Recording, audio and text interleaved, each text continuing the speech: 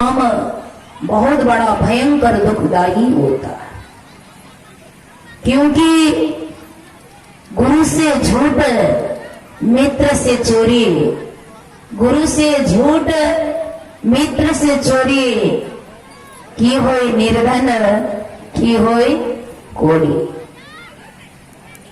सुदामा ने एक ही बार अपने मित्र कृष्ण कन्हैया से झूठ बोला, परिणाम क्या हुआ? सुदामा दरिद्र हो गया।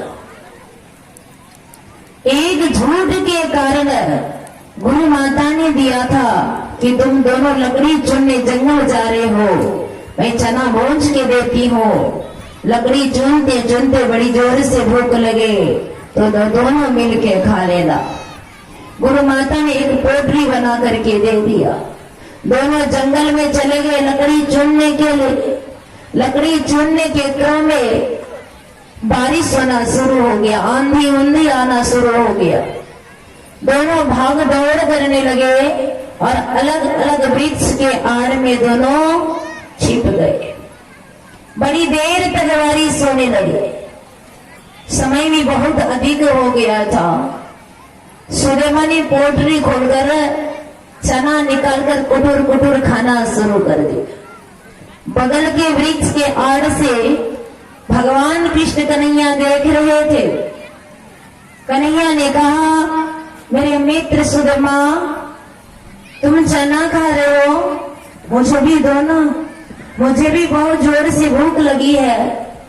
सुदामा ने कहा, नहीं नहीं दोस्त, मैं कुछ खा नहीं रहा हूं, बस ठंड के मारे मेरे दांत कड़कड़ा रही। बोले, नहीं तू कुछ खा रहा है? बोले, नहीं नहीं मैं खा नहीं रहा हूं।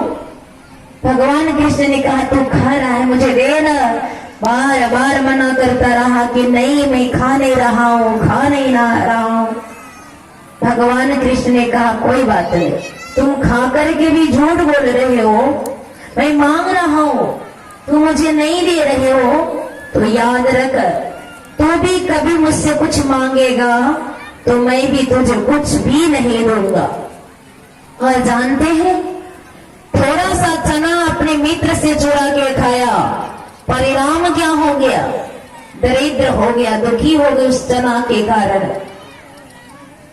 ये कर्मों की जो गति है ना, बड़ी गहन है, और ये तो कलयुग है।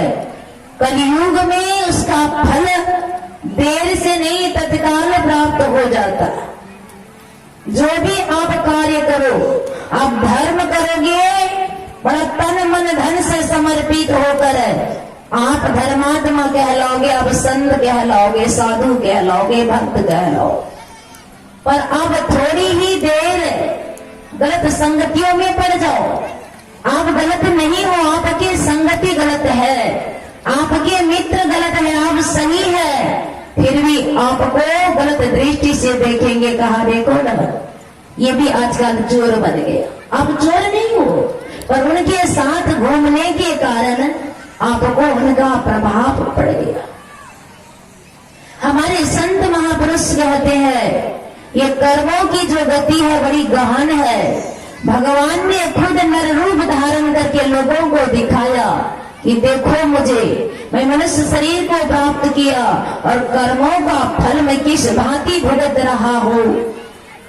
जैसा मुझे कर्मों का फल भुगतना पड़ रहा है, वैसे आप लोग भी बुरे कर्म करोगे तो उसका फल इसी भांति आप लोगों को भी प्राप्त होगा।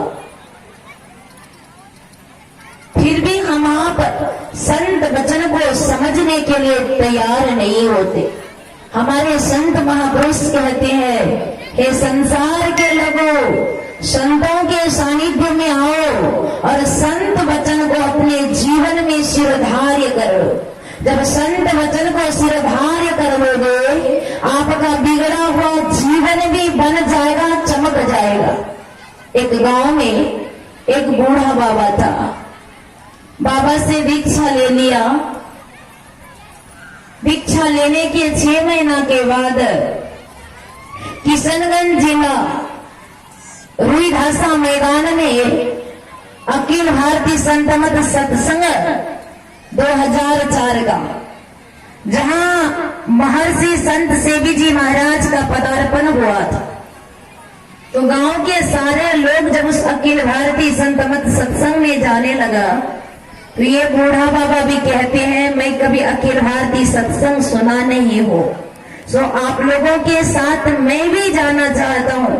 गांव के लोगों ने कहा बिल्कुल चलिए, और उस बूढ़ा बाबा को भी गांव के लोग लेकर के अखिल भारतीय संत मत सत्संग में पहुंचा। पर जाते वक्त ही पंडाल के पास पहुंचते ही इतना भीड़ कि उसी भीड़ में अपने मित्र के साथ बिछुड़ गए।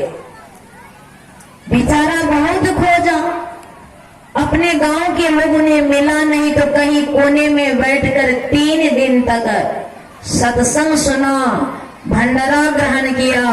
जब चौथा दिन सारे लोग अपने घर के तरफ प्रस्थान करने लगे, तो ये बूढ़ा बाबा भी अपना बैग बोक्चा कमंडल लिया, गाड़ी पकड़ना है घर जाने के लिए, तो रेलवे स्टेशन के तरफ बढ़ने लगे।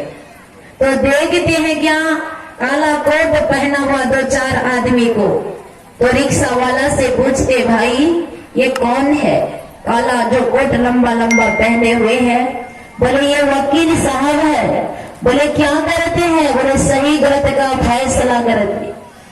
वो रिक्शा से उतर गया, रिक्शा वाला को पैसा दे दिया, काला कोट पहना हुआ व्यक्ति के पीछे चला। जब वकील साहब अपना ऑफिस में प्रवेश किया, तो ये बूढ़ा बाबा भी अपना पोटरी पाटरा लेकर के उसके पीछे गया, और उसी के कमरा के पास अपना बोरा कमंडल रख दिया, और उस वकील साहब के साथ उनके कक्ष में प्रवेश किया। वकील साहब अपने सीट में जब जाके बैठते हैं, तो यह बूढ़ा बाबा खड़े हैं।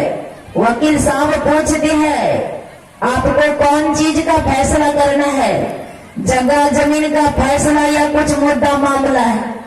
बूढ़ा बाबा ने कहा ये सारे फैसले के लिए मैं यहाँ नहीं आया हूँ। बोले तो कौन सी फैसला?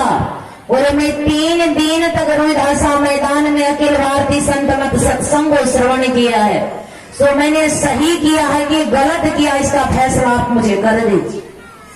वकील साहब ने विचार किया कि इस बूढ़ा बाबा से बात करने लगूं तो मेरा समय बर्बाद हो, कोई ऐसा काम करता हो ताकि ये तुरंत मेरा ऑफिस छोड़ के चले जाए। बूढ़ा बाबा के तरफ देख कर वकील साहब कहता है देखिए आपका फैसला तो मैं कर दूंगा, पर एक फैसला का 50 रुपया लगेगा। बूढ़ा बाबा देहाती था, पैसे का कमी था नहीं, पॉकेट से 50 रुपया निकाला, तराक कर रख दिया, सामने रख दिया। आज जहां बैठे हुए हैं आपके मारखंड, झारखंड तो हम सुने थे, मारखंड नहीं सुने थे।